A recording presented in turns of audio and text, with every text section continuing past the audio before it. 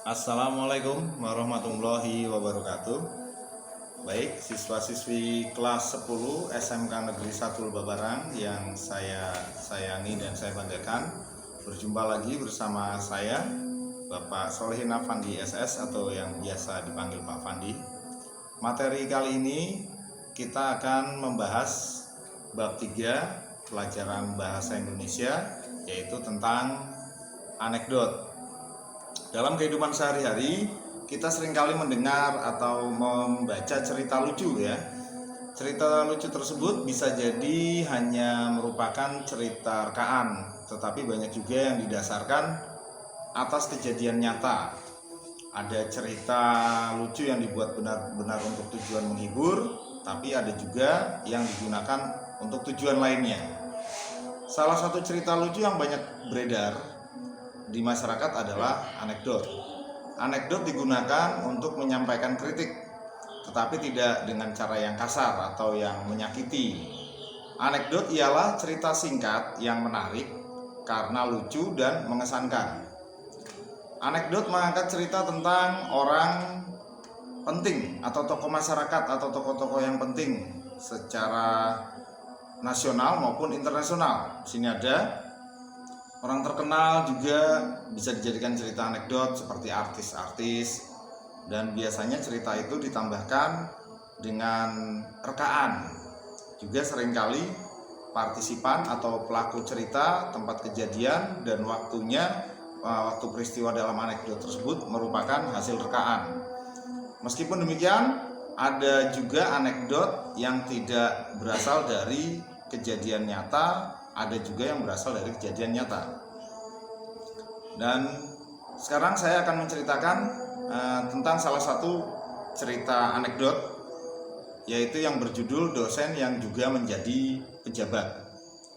Di kantin sebuah universitas, Udin dan Tono, dua orang mahasiswa, sedang berbincang-bincang. Tono berkata, "Saya heran dengan dosen ilmu politik, kalau mengajar selalu duduk, tidak pernah mau berdiri." Lalu Udin berkata, begitu saja diperhatikan si Ton." Nah, Tono menjawab, "Ya, Udin tahu sebabnya." Dan Udin berkata, barangkali saja beliau capek atau tidak kuat untuk berdiri, Ton." Lah, bukan itu sebabnya, Din. Sebab dia juga seorang pejabat. "Loh, hubungannya apa?" kata si Udin. Lah, Tono menjawab, "Ya, kalau dia berdiri takut kursinya diduduki oleh orang lain." Dan contoh dari anekdot tersebut bisa diperjelas atau bisa dikembangkan, yaitu siapa yang diceritakan dalam cerita anekdot tersebut? Yang pasti jawabannya dosen yang menjadi pejabat. Lalu masalah yang diceritakan itu apa? Masalahnya di situ dosen tersebut kalau mengajar itu selalu duduk dan tidak mau berdiri. Lalu unsur humor dalam cerita anekdot tersebut itu apa? Unsur humornya berarti dosen tersebut kalau mengajar tidak mau berdiri, dia selalu duduk. Nah, karena takut kursinya diambil oleh orang lain atau jabatannya diambil oleh orang lain. Dan dalam cerita anekdot tersebut, secara implisit cerita lucu tersebut, cerita anekdot tersebut, amanatnya tentang apa? Jadi amanat yang ingin disampaikan dalam cerita anekdot tersebut, jadi setiap orang itu kalau sudah menduduki suatu jabatan atau menduduki kursi, biasanya dia tidak mau lagi untuk berdiri atau digantikan kursinya oleh orang lain. Makanya zaman sekarang banyak yang orang rebutan kursi gara-gara yaitu kursi nama lainnya, yaitu idiomnya dari jabatan. Mengapa cerita tersebut tergolong anekdot? Karena cerita tersebut cerita lucu dan menyindir. Lalu ada cerita berikutnya yang berjudul tentang keledai, menceritakan tentang cara keledai membaca buku. Nah, Alkisah, ada seorang raja yang bernama Timur Leng menghadiahi Nasruddin seekor keledai. Nasruddin menerimanya dengan senang hati.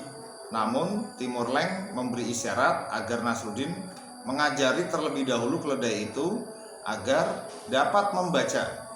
Nah, Timur Leng memberi waktu 2 minggu dari sekarang kepada Nasruddin. Nasruddin menerima syarat itu dan berlalu. Sambil menuntun keledai itu, ia memikirkan apa yang akan diperbuat jika ia dapat mengajari keledai itu untuk membaca. Tentu ia akan menerima hadiah, namun jika tidak bisa membuat keledai itu bisa membaca, maka hukumannya pasti akan sangat berat karena dari seorang raja. 2 minggu kemudian ia kembali ke istana tanpa banyak bicara. Timur Leng menunjuk ke sebuah buku besar agar Nasruddin segera mempraktekkan apa yang telah ia lakukan kepada keledai tersebut. Dan Nasruddin lalu menggiring keledai itu menghadap ke buku tersebut dan membuka sampulnya. Si keledai menatap buku itu, kemudian sangat ajaib, tak lama kemudian keledai mulai membuka-buka buku itu. Membuka buku itu dengan lidahnya terus menerus, lembar demi lembar hingga halaman terakhir. Setelah itu si keledai menatap Nasruddin seolah berkata bahwa ia telah membaca seluruh buku tersebut. Demikianlah keledai tersebut sudah membaca semua bukunya, kata Nasruddin. Timur Leng merasa ada yang tidak beres dan ia mulai menginterogasi Nasruddin. Ia tidak akan memberikan hadiah kepada Nasruddin, namun ia minta jawaban bagaimana caranya mengajari keledai membaca tersebut. Nasruddin berkisah, sesampai di rumah saya menyiapkan lembaran-lembaran besar mirip buku dan saya menyisipkan biji-bijian di dalamnya. Keledai harus belajar membalik-balik halaman sambil memakan bijian tersebut. Kalau tidak ditemukan biji gandum terutama itu ya, ia harus membalik-balikan halaman berikutnya. Itulah yang ia lakukan terus-menerus dan membolak-balik halaman buku tersebut. Namun bukankah ia tidak mengerti apa yang dibacanya, kata Timur Leng. Nasruddin menjawab, memang demikianlah cara keledai membaca, hanya membalik-balik halaman tanpa mengerti isinya. Jadi kalau kita juga membuka-buka buku tanpa mengerti isinya, berarti kita sebodoh keledai, bukan? Kata Nasruddin dengan mimik serius. Nah, siapa yang diceritakan dalam cerita anekdot tersebut? Yaitu Nasruddin dan Raja Timur Leng, juga si keledai tersebut. Masalah yang ada dalam anekdot tersebut, masalahnya bagaimana cara membuat keledai supaya bisa membaca. Nah, itu masalahnya. Lalu unsur humor dalam cerita anekdot tersebut apa? Ya, unsur humornya berarti keledai bisa membaca buku dengan cara membalik-balikan buku. Tapi ternyata keledai tersebut memakan biji-bijian yang ada di balik lembar buku, dan seperti itulah dia bisa membolak-balikan buku. Mengapa cerita tersebut terbilang anekdot? Karena cerita tersebut ada unsur kelucuan dan juga ada unsur sindiran atau kritikan, bahwa orang yang membolak-balikan buku tanpa dibaca ya sama juga dengan keledai. Itu yang dimaksud dalam cerita humor tadi, yang cerita tentang keledai yang bisa membaca buku. Lalu sekarang kita akan membandingkan apa bedanya antara anekdot dengan humor. Tentu saja berbeda.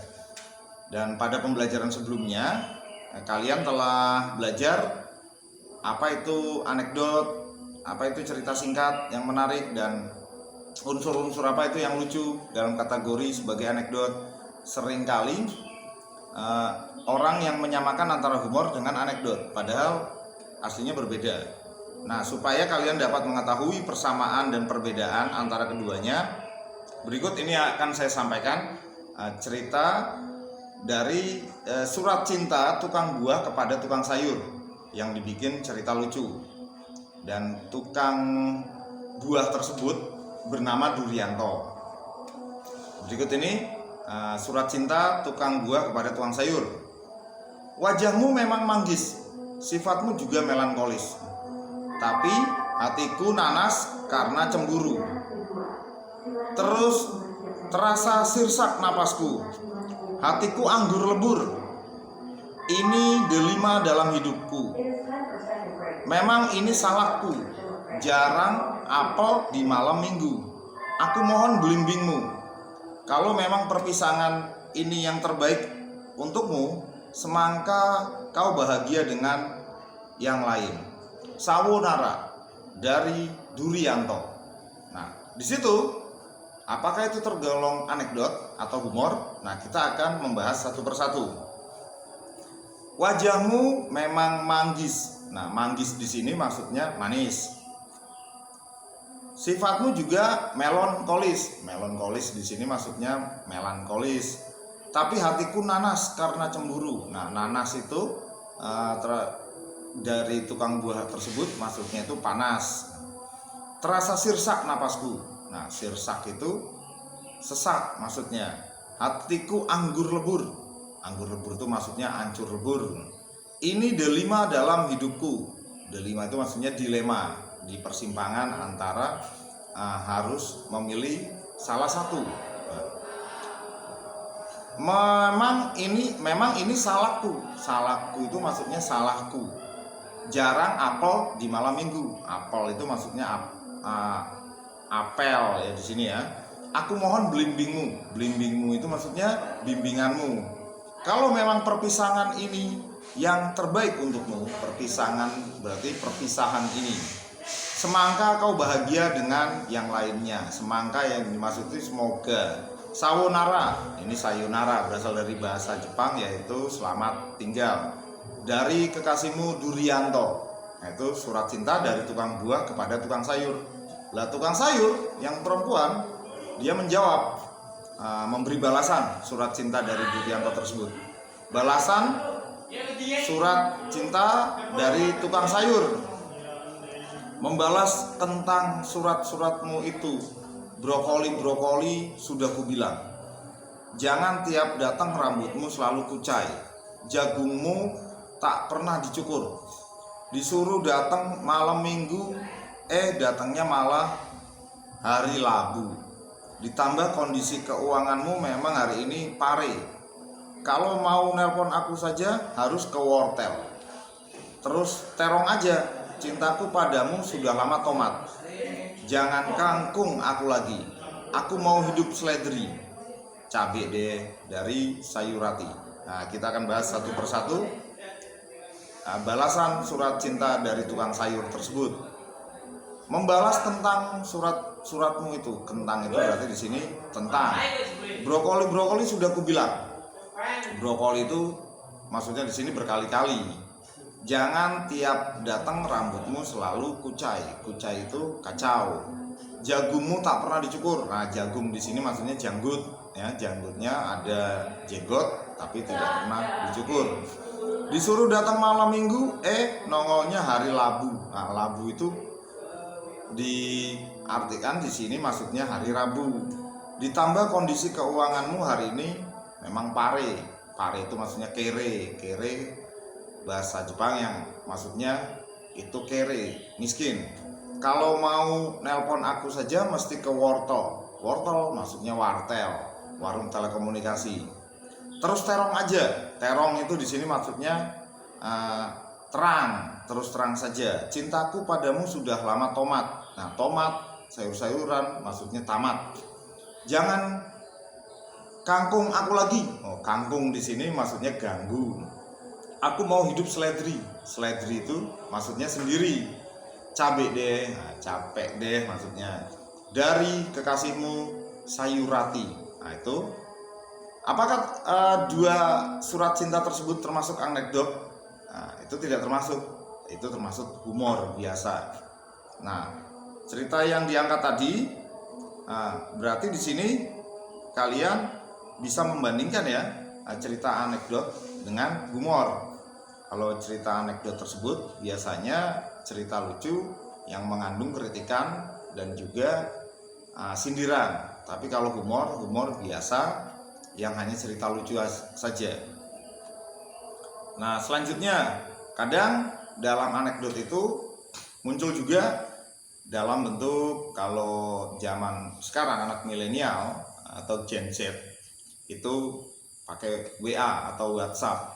cerita-cerita lucu yang dikirimkan ke grup WA grup yang akan nanti satu grup pada tertawa, atau personal, japri atau jaringan pribadi, jalur pribadi. Contohnya seperti ini, ada WA berbunyi seperti ini. Halo, dengan siapa di sini? Nah, ini dengan Bapak Anwar. Nah, oh Bapak Anwar, apakah Bapak ingin mendapatkan uang tunai sebesar 10 juta rupiah? Ya, mau banget. Gimana caranya? Ya dijawab lagi WA tersebut. Ya kerja Pak. Masa mau ngepet? Nah, kan? Nah itu cerita-cerita anekdot juga, karena ada unsur kritikan di situ. Ada juga cerita anekdot seperti ini, tentang profesi anak-anak penjual kue. Bapak Presiden di Istana Negara, dia sedang istilahnya belusukan, turun ke masyarakat. Lalu dia ketemu dengan ibu-ibu tua penjual kue. Lalu Bapak Presiden bertanya kepada ibu-ibu tua tersebut, sudah berapa lama jualan kue? Nah, ibu tua itu menjawab, sudah hampir 30 tahun Pak. Lalu Pak Presiden bertanya lagi, terus anak ibu mana? Kenapa tidak ada yang membantu? Ibu tua menjawab, anak saya ada 4 Pak. Yang pertama ada di KPK, yang kedua ada di Polda Metro Jaya, yang ketiga di Kejaksaan Agung, dan yang keempat di DPR. Jadi mereka sibuk sekali Pak. Bapak Presiden kemudian menggeleng-gelengkan kepalanya dan dia sampai kagum, lalu berbicara ke semua hadirin yang menyertai beliau, Bapak Presiden tersebut. Lalu Bapak Presiden mengatakan, meskipun hanya jualan kue, ibu ini bisa menjadikan anak-anaknya maju, jujur, tidak korupsi. Dan kalau mereka korupsi, pasti kehidupan ibu ini sudah sejahtera dan tinggal di rumah mewah dengan memiliki mobil yang mewah dan tidak berjualan kue. Lalu Bapak Presiden bertanya kepada ibu penjual kue tersebut, apa jabatan anak ibu di KPK, Polda Metro Jaya, di Kejaksaan Agung, dan di DPR Bu? Lah ibu tua menjawab, ya sama Pak, jualan kue juga di sana. Nah, itu cerita anekdot juga. Berarti Bapak Presiden akhirnya menepuk jidat. Oh ternyata jualan kue juga, dikiranya di gedung KPK, di Polda Metro Jaya, di Kejaksaan Agung, ataupun juga yang terakhir itu di gedung DPR, itu kerja di sana. Anak-anak penjual kue tersebut ternyata sama saja penjual kue juga. Ada lagi cerita anekdot yang berjudul nangka impor. Seorang teman diplomat yang baru ditempatkan di Belanda bercerita, saya pernah makan siang di sebuah restoran Indonesia sederhana di Amsterdam. Saya kaget, ternyata salah satu teman saya ada yang memasak gudeg Jogja, dan saya penasaran, maka langsung saya pesan 1 porsi karena dia teman saya di sana jualan gudeg Jogja di Amsterdam. Setelah saya cicipi, percaya atau tidak percaya, ternyata rasanya lebih enak daripada gudeg Jogja yang ada di Jogja aslinya. Karena penasaran, maka saya bertanya, Mas, apa rahasianya kok gudeg di sini lebih enak Mas daripada di Jogja, di tempat aslinya? Lalu Mas tersebut menjawab, oh itu karena nangkanya Mas. Di Jogja kan ini nangka lokal, tapi kalau di Amsterdam ini nangka impor. Jawabnya, emang nangka impornya dari mana? Ya nangka impornya ya dari Jogja. Berarti karena di Belanda itu ya dia harus mengimpor nangka dari Jogja, makanya rasanya jadi lebih enak. Lalu ada lagi cerita anekdot yang sering diceritakan juga, ini cerita yang pernah kita dengarkan. Sebuah mobil ambulan yang mengangkut beberapa orang pasien sakit jiwa ini di sini ya, terpaksa berhenti di tengah jalan karena bannya bocor. ketika sedang mengganti ban, si sopir tidak sengaja menendang keempat bautnya hingga masuk ke selokan. Dengan panik sopir berteriak, "Waduh, gimana ini? Gimana ini bannya? Pada hilang semua nih bautnya, jatuh ke selokan." Lalu mendengar teriakan itu, salah seorang pasien nyeletuk, "Bang, copotin aja itu bautnya dari masing-masing roda, terus pasang ke bautnya, pasang ke bannya. Jadi kan masing-masing ban dapat 3 baut tuh. Ntar kalau ada toko baut, tinggal beli aja 4." Nah, mendengar usul pasien tersebut, supir langsung lega. Pinter juga lo. Tapi kenapa? Kok lo bisa masuk kok lo bisa masuk rumah sakit jiwa? Lalu pasien sakit jiwa itu menjawab, "Hello, please deh, kita ini cuma gila, bukan bego kayak lo." Nah, di situ kita bisa menarik kesimpulan bahwa orang gila ternyata bukan berarti bego, dan orang bego juga bukan berarti gila. Nah, cerita-cerita yang berkembang yang sekarang banyak menjadi cerita seperti di stand up comedy atau komika sering membawakan cerita-cerita lucu, yaitu cerita anekdot juga. Dan dalam anekdot kita juga harus menganalisis kritik yang disampaikan. Dan dalam kegiatan sebelumnya kan sudah kalian memahami bahwa salah satu perbedaan antara humor dan anekdot adalah pada fungsi humor tersebut. Yang fungsi humor yaitu menghibur, sedangkan anekdot fungsinya untuk menyampaikan makna tersirat atau biasanya berupa kritikan. Kritik dalam anekdot seringkali disampaikan dalam bentuk sindiran, tidak disampaikan secara langsung. Ya, hal itu dilakukan untuk menghindari konflik antara satu pihak dengan pihak yang lain. Makanya biasanya dengan sindiran, dan tujuannya agar pesan yang ingin disampaikan atau kritiknya dapat diterima oleh pihak yang dikritik atau menimbulkan efek lucu dan tidak ada ketersinggungan. Untuk itulah pencerita dalam anekdot menggunakan ceritaannya berupa kata-kata, frasa, atau kalimat yang bermakna idiom biasanya, bukan makna sebenarnya, yaitu kalimat menggunakan kalimat konotasi, bukan kalimat denotasi, dan banyak idiom. Berikut mungkin saya bisa memberikan contoh lagi tentang tadi yang kita sudah membahas, dosen yang juga menjadi pejabat. Dalam anekdot tersebut terdapat kritikan bahwasanya yang disampaikan ditujukan kepada pejabat yang takut, dan yang takut intinya tidak mau turun dari jabatannya atau takut kehilangan jabatannya, intinya seperti itu. Tujuan yang ingin disampaikan tentu bukan hanya menyindir para pejabat yang tidak mau atau takut kehilangan jabatannya, akan tetapi jauh lebih dari itu, yaitu takut kehilangan jabatan, dan juga sadar bahwa jabatan itu ada masanya. Jadi jabatan itu tidak selamanya dipegang oleh satu orang. Nah, seiring pergantian waktu, ya yang lain juga bisa menjabat karena kita negara demokrasi.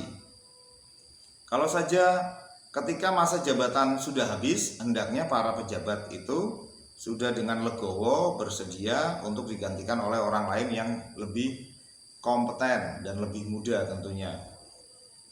Baik siswa-siswi kelas 10 SMK Negeri 1 Lebak Barang, sekarang kita akan mendengar lagi cerita tentang anekdot lagi, yaitu judulnya Aksi Maling Tertangkap CCTV. Seorang warga melaporkan kemalingan tentunya di rumahnya, dan warga tersebut melapor kepada Bapak Polisi, "Pak, saya kemalingan." Lalu Pak Polisi bertanya, "Kemalingan? Yang kemalingan apa?" Nah, warga tersebut menjawab, "Mobil, Pak. Tapi saya beruntung, Pak." "Loh, Pak polisinya kan bingung. Nah, ini kemalingan kok beruntung. Iya Pak, kata warga tersebut, saya beruntung karena CCTV merekam dengan jelas. Saya bisa melihat dengan jelas wajah malingnya. Lalu Pak polisi bertanya, loh, sudah minta izin sama malingnya untuk merekam? Nah, pelapor menjawab, ya belum Pak, sambil heran mendengar pertanyaan seperti itu. Lalu polisi itu berkata, itu ilegal, Anda saya tangkap.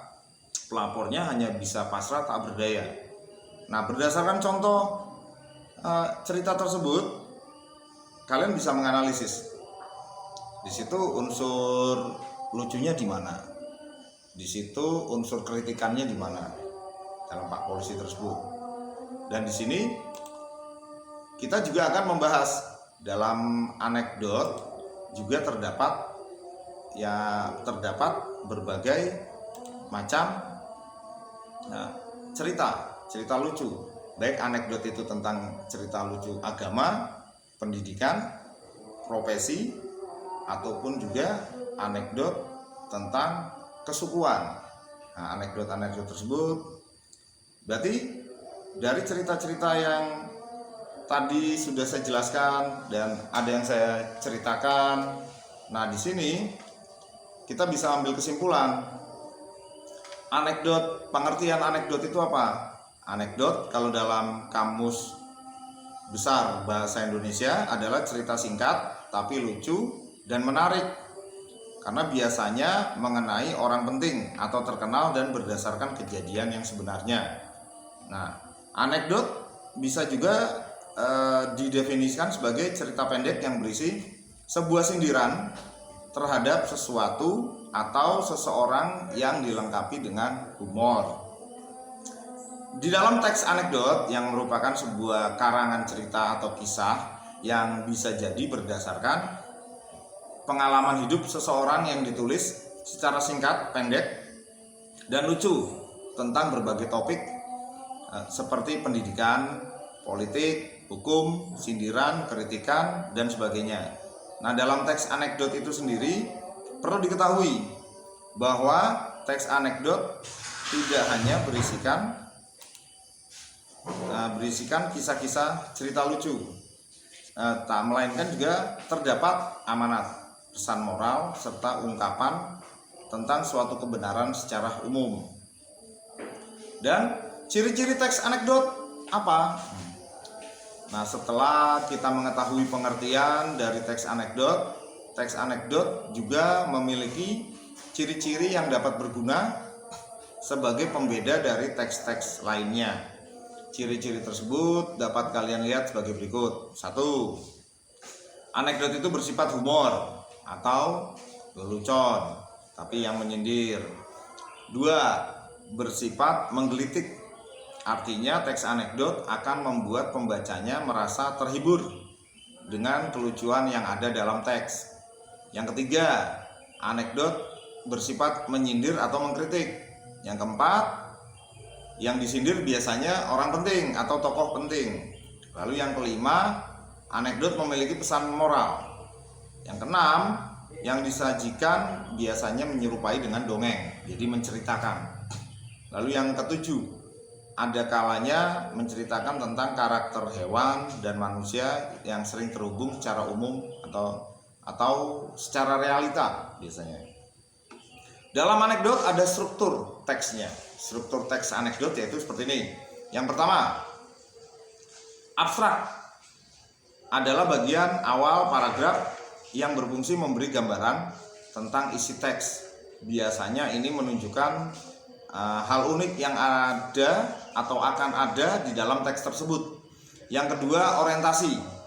Orientasi yaitu bagian yang menunjukkan awal kejadian cerita atau latar belakang bagaimana peristiwa itu bisa terjadi, dan penulis bercerita dengan detail pada bagian ini. Yang ketiga, krisis adalah bagian mana yang terjadi hal atau masalah yang unik atau tidak biasa yang terjadi pada penulis atau orang yang diceritakan. Yang keempat, reaksi adalah bagian bagaimana cara penulis atau orang yang ditulis menyelesaikan masalah yang timbul di bagian krisis tadi.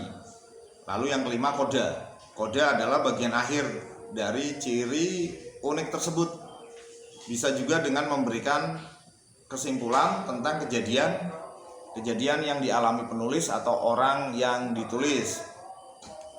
Dan dalam anekdot, ciri khas dalam anekdot yaitu anekdot 1 sifatnya menghibur, 2 mengungkapkan kebenaran yang lebih umum, 3 terilhami dari kejadian nyata, lalu yang keempat bersifat sindiran alami. Unsur-unsur anekdot yaitu 1 teks atau cerita, 2 sindiran, 3 lucu, yang keempat tokoh atau partisipan, 5 singkat, 6 menarik, 7 mengesankan, ke-8 nyata, yang ke-9 terdapat kritikan tentunya. Bentuk-bentuk anekdot itu bisa 1 prosa, yakni dalam bentuk tulisan atau karangan, yang kedua drama, yakni dalam bentuk dialog atau monolog, yang ketiga puisi, yakni dalam bentuk bait. Nah, contoh anekdot dalam bentuk puisi yaitu seperti ini. Ku tahu kota ini makmur, baik lingkungan dan alamnya. Sejak kecil hingga besar, ku sangat mengenal kotaku ini. Kota ini jantungnya perekonomian negara ini. Kota ini bagaikan rumah sakit yang buka hingga 24 jam, yang tak pernah berhenti melakukan aktivitasnya. Namun kini semuanya berubah. Dulu kota ini tak seperti sekarang ini. Jakarta berubah hingga ku tak mengenal kota ini. Apakah ini kesalahan kita? Apakah ini hanya mimpi semata? Tentu tidak. Ini benar-benar terjadi. Penguasa negeri ini menguasai semuanya. Rakyat kecil tertindas, tak dapat berbuat apa-apa. Dan ku berharap suatu saat akan ada pemerintah yang dapat merubah kota ini, kota Jakarta. Nah, itu contoh puisi yang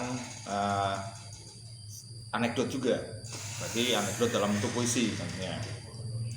Juga ada contoh anekdot dalam bentuk prosa. Contohnya seperti ini, menceritakan kebodohan Joko. Sehabis pulang dari sawah, Joko duduk di balai depan rumahnya untuk menghilangkan rasa lelahnya.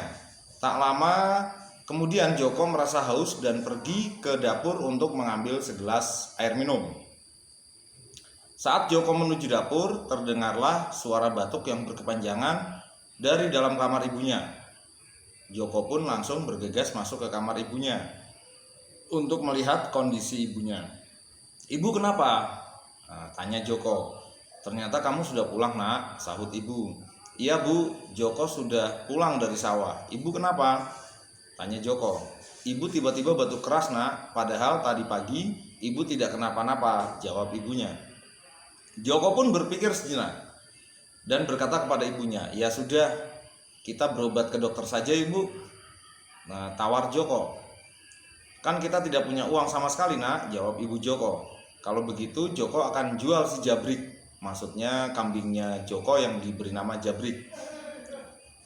Nah, kan si Jabrik kambing kesayangan kamu, dan satu-satunya lagi memang kamu rela kambingmu dijual, tanya ibunya. Joko rela kok bu, kan demi kesembuhan ibu, jawab Joko. Nah, pesan ibu, harga si Jabrik harus jutaan ya, karena Jabrik kambing bandot, pesan ibu pada Joko. Oke bu, sekarang Joko pergi ke pasar ya, jual si Jabrik, sahut Joko. Ya, hati-hati ya nak, kata ibunya. Joko pun membawa si Jabrik ke pasar untuk dijual. Tak lama kemudian Joko kembali ke rumah dengan rasa gembira. Ibu, Joko bawa uang. Si Jabrik berhasil Joko jual, kata Joko dengan senangnya. Dijual berapa si Jabrik? Tanya ibunya. Jutaan bu, tanya ibu lagi. Iya dong, harus jutaan bu. Padahal tadi ada yang menawar 500.000, tapi Joko tidak kasih, jawab Joko. Namanya juga pembeli nak, maunya murah terus. Memangnya laku berapa juta si Jabrik?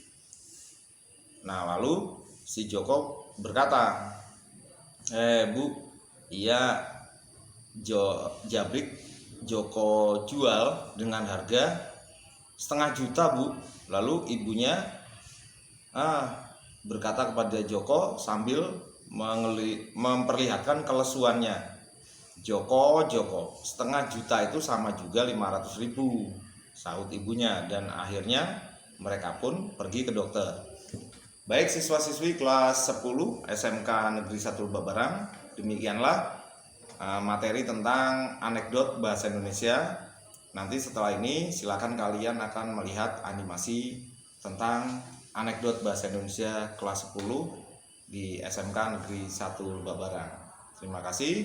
Wassalamualaikum warahmatullahi wabarakatuh.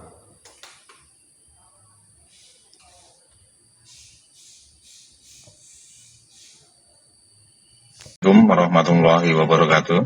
Selamat pagi peserta didik kelas 10 AKL dan TBSM. Materi pagi ini kita akan membahas tentang anekdot bahasa Indonesia. Dalam anekdot bahasa Indonesia yang terdapat di bab 3, kita akan mengetahui pengertian dari anekdot bahasa Indonesia.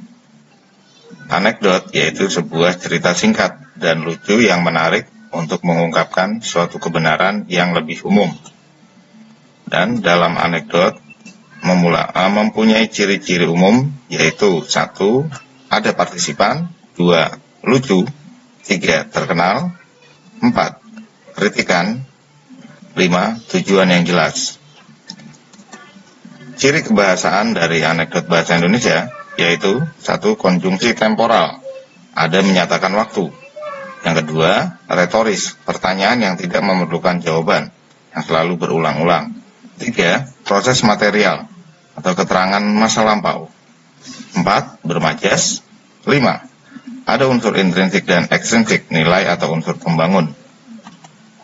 Struktur anekdot terbagi menjadi 1. Abstraksi, 2. Orientasi, 3. Krisis, 4. Reaksi, 5. Koda. Abstraksi yaitu bagian di awal paragraf yang berfungsi memberi gambaran tentang isi teks, biasanya menunjukkan hal unik yang akan terjadi di dalam teks. Selanjutnya yang kedua, orientasi, yaitu bagian yang menunjukkan awal kejadian cerita atau latar belakang bagaimana peristiwa terjadi. Yang ketiga, krisis, bagian di mana terjadi hal atau masalah yang unik atau tidak biasa yang terjadi pada penulis atau orang yang diceritakan. Selanjutnya, reaksi, yaitu bagian bagaimana cara penulis atau orang yang ditulis menyelesaikan masalah yang timbul di bagian krisis tadi. Koda, bagian akhir dari cerita unik tersebut, bisa juga dengan memberi kesimpulan yang dialami penulis atau tokoh. Nah, contoh dari anekdot bahasa Indonesia yaitu di suatu kelas, suatu sekolah, ada siswa bernama Anton yang datang terlambat masuk sekolah. Lalu ibu guru menanyakan, "Kenapa kamu terlambat masuk sekolah, Anton?" Anton menjawab, "Setahu saya, Bu Guru, tidak ada kata terlambat untuk menimba ilmu." Lalu Bu Guru terdiam dan satu kelas pada tertawa semuanya. Nah, cukup sampai di sini dulu materi anekdot bahasa Indonesia kelas 10 di bab 3 ini. Dan saya akan memberikan pantun untuk kalian semua. Makan durian di rumah AC. Cukup sekian, terima kasih. Wassalamualaikum warahmatullahi wabarakatuh.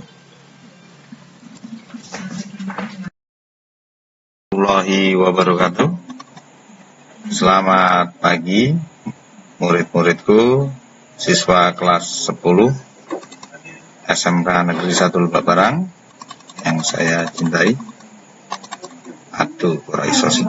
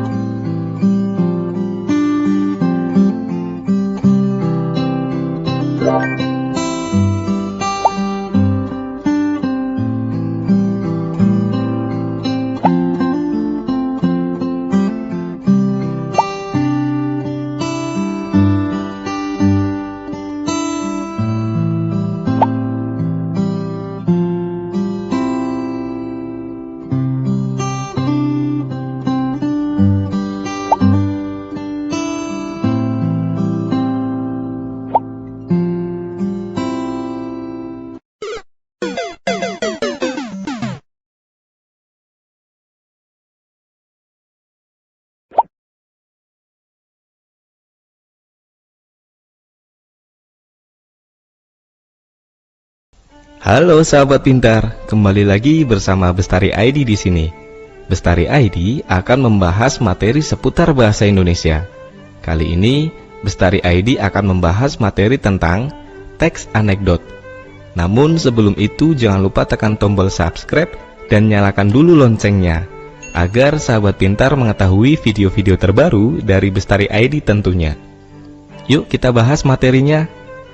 Sahabat pintar, pernah tidak sih mengalami hal lucu atau mendengar cerita lucu dalam kehidupan sehari-hari? Bestari ID akan memberikan contoh cerita lucu kepada sahabat pintar yang berjudul Aksi Maling Tertangkap CCTV.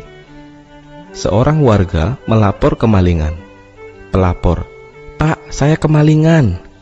Polisi, "Kemalingan apa?" Pelapor, "Mobil, Pak, tapi saya beruntung, Pak." Polisi, "Kemalingan kok beruntung?" Pelapor, "Iya Pak, saya beruntung karena CCTV merekam dengan jelas. Saya bisa melihat dengan jelas wajah malingnya Pak." Polisi, "Sudah minta izin malingnya untuk direkam belum?"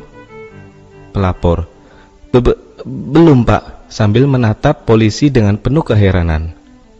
Polisi, "Itu ilegal, Anda saya tangkap ya." Pelapor hanya bisa pasrah dan tak berdaya. Nah, itu dia cerita lucu yang berjudul Aksi Maling Tertangkap CCTV. Berdasarkan contoh yang sudah disampaikan, maka definisi dari teks anekdot adalah teks yang berbentuk cerita yang di dalamnya mengandung humor sekaligus kritik. Karena berisi kritik, anekdot seringkali bersumber dari kisah-kisah faktual dengan tokoh nyata yang terkenal. Anekdot tidak semata-mata menyajikan hal-hal yang lucu, guyonan, ataupun humor. Akan tetapi, terdapat pula tujuan lain di balik cerita lucunya itu, yakni berupa pesan yang diharapkan bisa memberikan pelajaran kepada khalayak. Adapun fungsi dari teks anekdot sama dengan teks-teks cerita lainnya, seperti cerita pendek ataupun novel. Anekdot berfungsi untuk menyampaikan sebuah cerita, baik fiksi maupun non-fiksi, sehingga pembaca seolah-olah menyaksikan peristiwa yang diceritakan itu. Hanya saja, dibandingkan dengan teks cerita lainnya, anekdot memiliki kekhususan, yaitu mengandung unsur humor ataupun unsur lucu. Kelucuan dalam anekdot tidak sekedar mengundang tawa, tetapi humornya itu ada pula ajakan untuk merenungkan sesuatu kebenaran. Di dalam teks anekdot memiliki struktur, yaitu ada 5. Yang pertama, abstraksi. Yang kedua, orientasi. Yang ketiga, krisis atau komplikasi. Yang keempat, reaksi. Dan yang terakhir adalah koda. Bestari ID akan menjelaskan satu persatu dari struktur teks anekdot. Mulai dari yang pertama, abstraksi. Merupakan pendahuluan yang menyatakan latar belakang atau gambaran umum tentang isi suatu teks. Yang kedua, orientasi, yaitu bagian cerita yang mengarah pada terjadinya suatu krisis, konflik, atau peristiwa utama. Bagian inilah yang menjadi penyebab timbulnya krisis. Yang ketiga, krisis atau komplikasi, merupakan bagian dari inti peristiwa suatu anekdot. Pada bagian itulah adanya kekonyolan yang menggelitik dan mengundang tawa. Yang keempat, reaksi, merupakan tanggapan atau respon atas krisis yang dinyatakan sebelumnya. Reaksi yang dimaksud dapat berupa sikap mencela atau mentertawakan. Dan yang terakhir, koda, merupakan penutup atau kesimpulan sebagai petanda berakhirnya cerita. Di dalamnya terdapat berupa persetujuan, komentar, ataupun penjelasan atas maksud dari cerita yang dipaparkan sebelumnya. Bagian ini biasanya ditandai oleh kata-kata seperti itulah, akhirnya, demikianlah. Keberadaan koda bersifat opsional, artinya bisa ada ataupun bisa tidak. Berdasarkan strukturnya, maka di dalam teks anekdot akan membentuk diagram seperti gambar di samping, yaitu membentuk seperti gunung dan struktur krisis sebagai puncaknya. Nah, demikianlah pembahasan materi kita kali ini. Jangan lupa like dan sebarkan kepada sahabat Bestari ID yang lain ya. Semoga video ini bermanfaat. Sampai jumpa.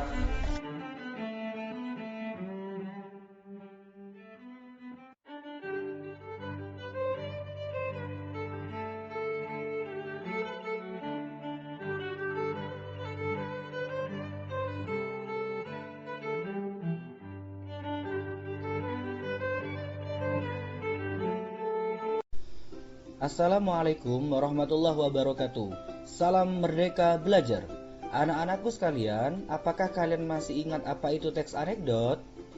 Teks anekdot adalah karangan cerita singkat yang menarik, lucu, dan mengesankan karena isinya dapat berupa kritik atau sindiran terhadap kebijakan-kebijakan, pelayanan publik, perilaku penguasa, atau fenomena lainnya.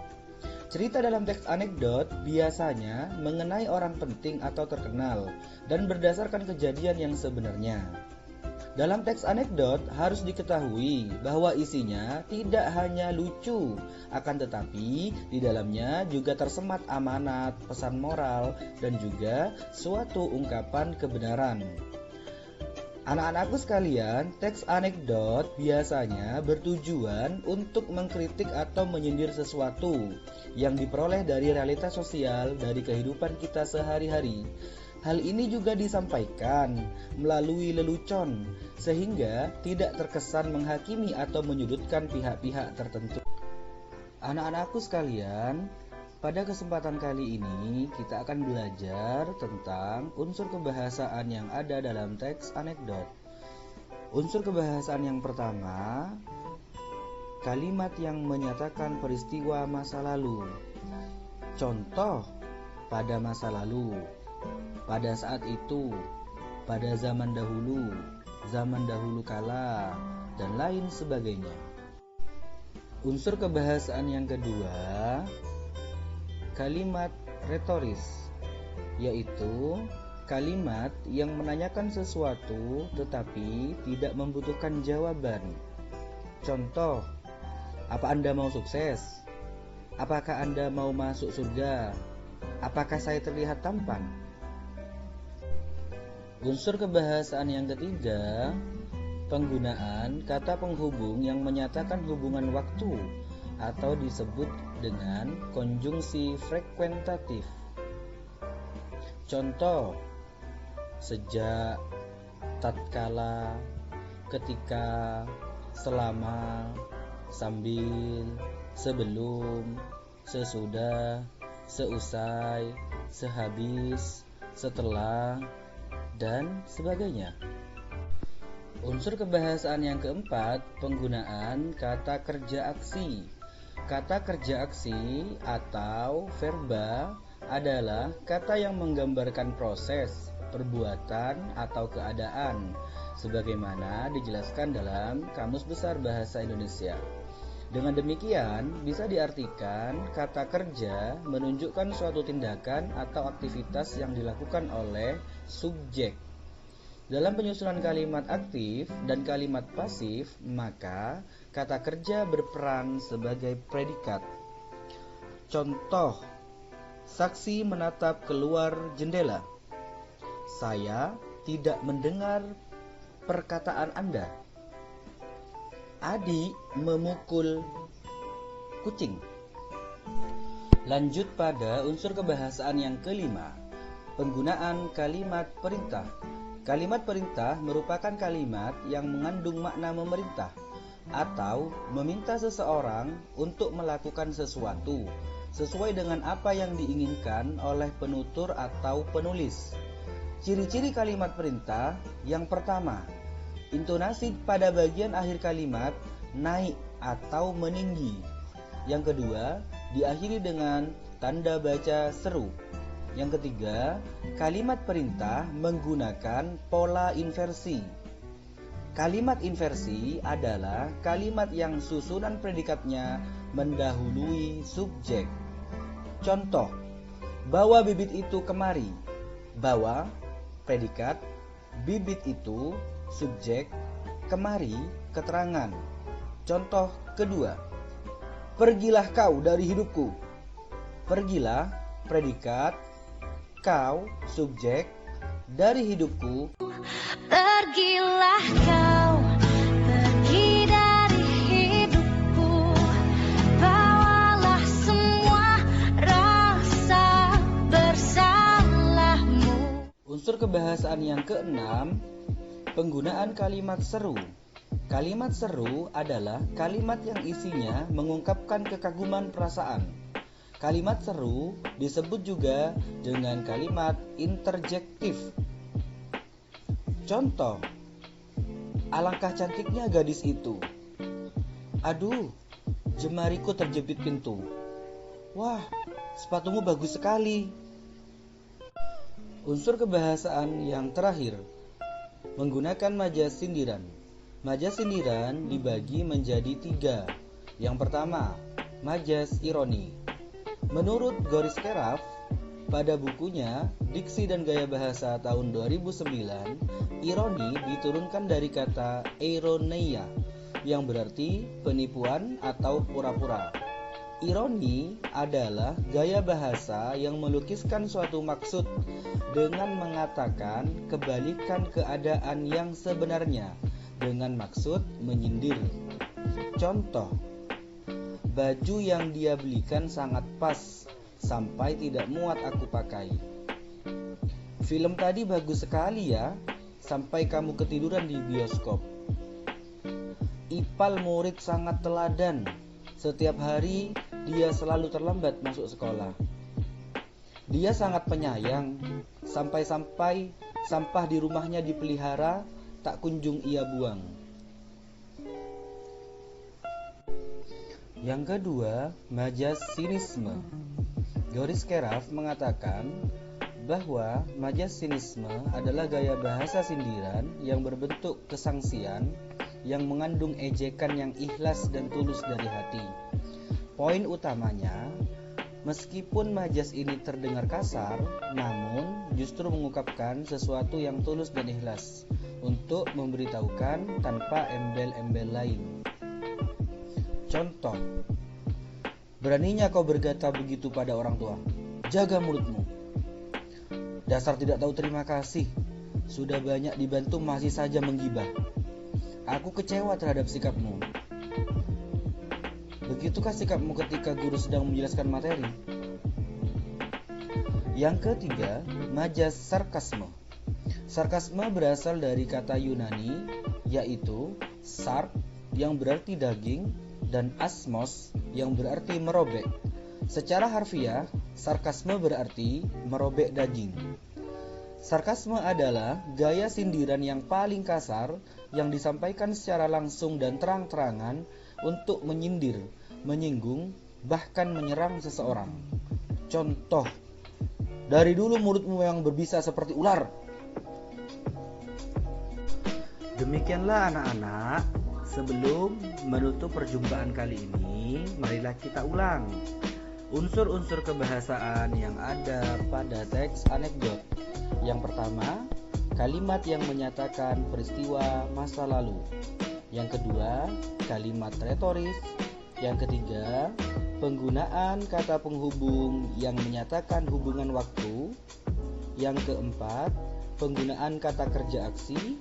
Yang kelima, penggunaan kalimat perintah. Yang keenam, penggunaan kalimat seru. Dan yang ketujuh, penggunaan majas sindiran. Majas sindiran dibagi menjadi 3. 1. Majas ironi. Kedua, majas sinisme. Ketiga, majas sarkasme. Semoga bermanfaat anak-anak. Assalamualaikum warahmatullahi wabarakatuh. Salam merdeka belajar.